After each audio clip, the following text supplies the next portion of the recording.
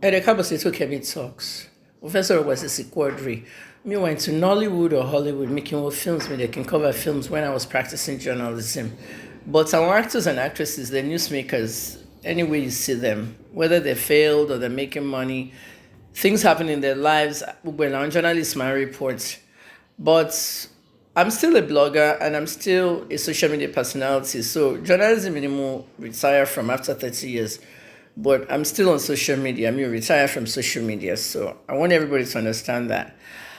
Sisi Quadri J actor ni Nollywood, so an in popular movie, Anikulako. Now, Anikulako released Netflix series last week. And one who plays spirits in the movie, dead person and all that. Now, Utiku. Now, I'm calling for spirituality. Spirituality is a religion. It's an out of the world phenomenon. Who play dead person? Utiku. Who play spirit? Utiku. Oku at the age of 44. 44 is an angel number. So Olorun ti pe spiritually kumabo is now an angel.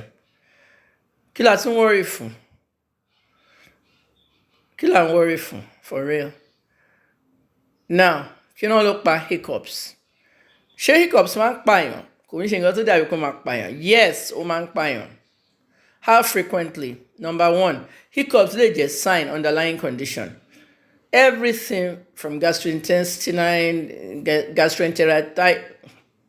gastroenteritis, stomach to my inflame, peptic ulcer, esophageal cancer, anything. Gbogbo nǹkan tó bá ń dé stomach wa, esophagus, everything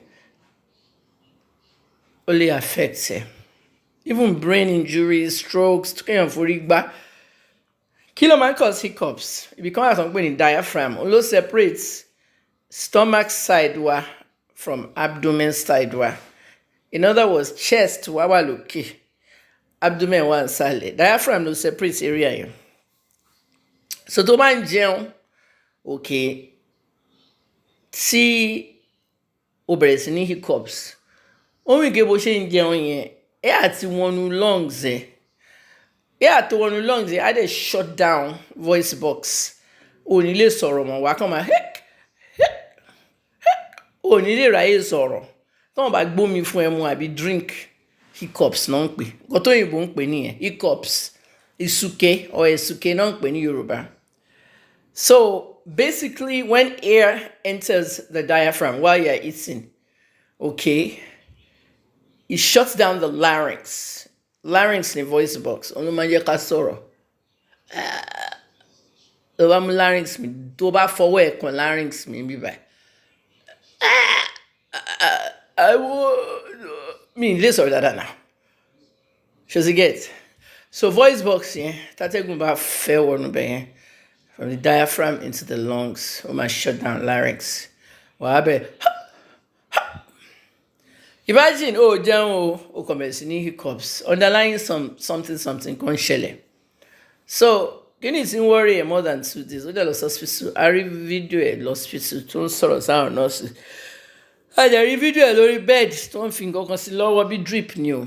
Ẹ jẹ́ ẹ má believe, ẹ má feed into that gist lover nonsense o. Kò sí quack nurse kankan o. Ẹ má bẹ̀rẹ̀ sí accuse, ẹ má sọ the case Mohbad àbọ̀rọ̀ mọ́ ni o.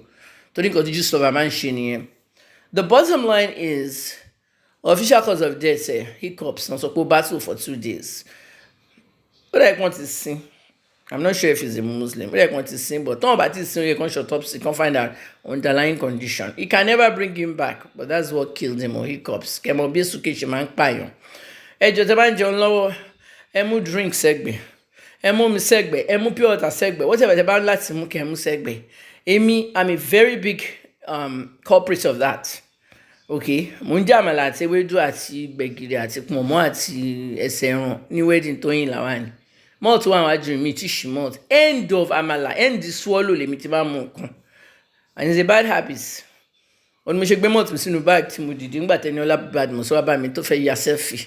Àti gbà yẹn lẹ́sìn pé mi lá jí malt torí ẹni mo jí malt in party. Ẹ ń ronú. Tí bá ṣí malt yẹn sí tí mo mu díẹ̀ mẹ́tí mo lọ ya selfie. Mi lè padà sí malt yẹn náà, wọ́n lè ti poison ẹ̀. When you're in a public event and you're a public figure, you don't leave your drink unattended. títí kan alẹ́ àná mo jẹ Vietnamese rice, mo fi jẹ stir fried beef, èmi mo dẹ̀ ṣe fúnra mi. Mo máa ń jẹ Vietnamese rice tó máa ń sticky. The first spoon tí mo gbé sí inú ẹnu mi pẹ̀lú ẹran àti vegetable nù sweet and sour beef tí mo ṣe, mo kàn bẹ̀rẹ̀ sí ní hiccups ni. Rice yẹn thick, mo dẹ̀ rọra mu omi sí, mo dẹ̀ ń jẹun lọ. Bọ̀dá ẹjọ́ ẹgbẹ́ nǹkan kan sẹ́gbẹ̀ẹ́, because you can actually, ibi tí lungs bá ti wà, once you shut that place down, larynx yẹn sìn, you can shut air into your lungs and die.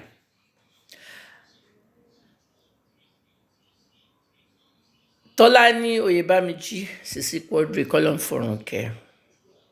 Dr. Kemi lawyer. March 2nd, 2024.